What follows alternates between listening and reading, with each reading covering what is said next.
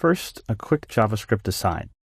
Let's make sure we understand a couple of things about object properties, first-class functions, and arrays that will allow us to understand the trick when it comes to the event emitter. All right, for starters, let's start with my empty app.js file.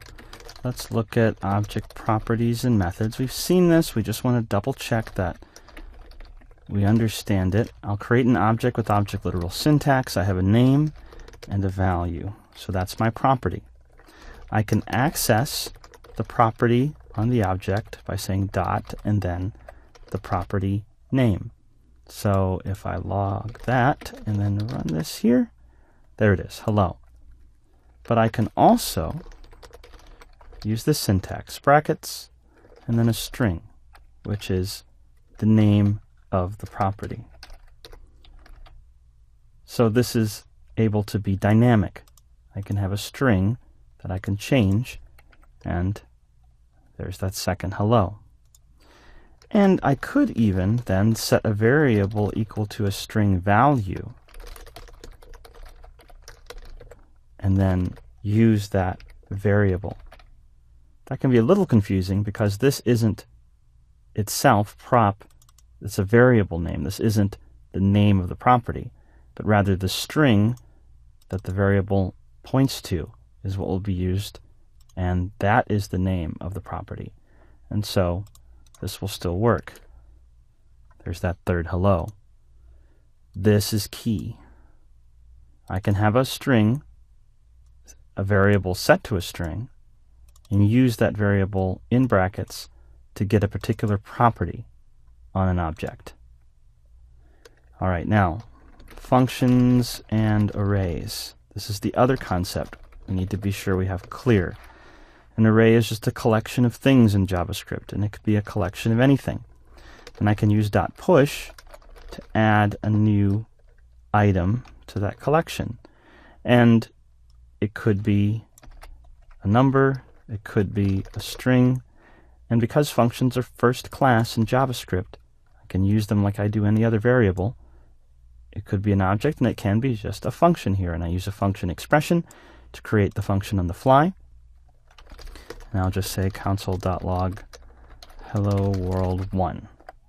So my function is inside my array, and I can actually put more than one function in there, of course, because an array can hold many things. So I now have 3 elements, 3 items in my array, and they happen to all be functions. So 3 functions sitting in an array. Not the value that comes back from the function. I haven't invoked the function, just the function itself is sitting in the array. Now, because it's a function, I can invoke it.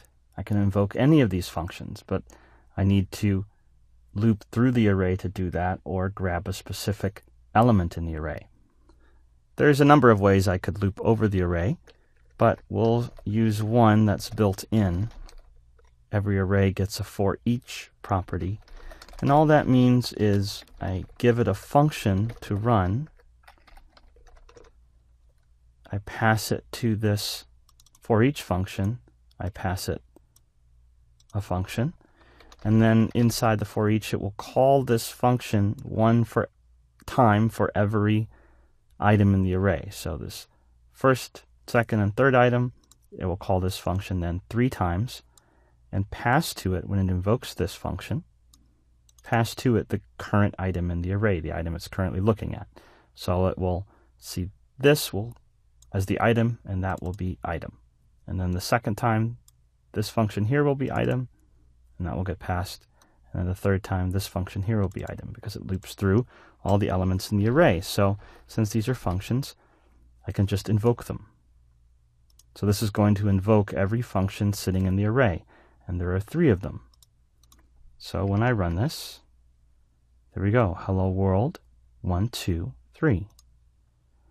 All right, these are the 2 concepts we want to have in mind, that I can use a variable which contains a string to dynamically grab a value off a property or method on an object, and that I can put functions into arrays and loop across that array and invoke all the functions sitting in the array.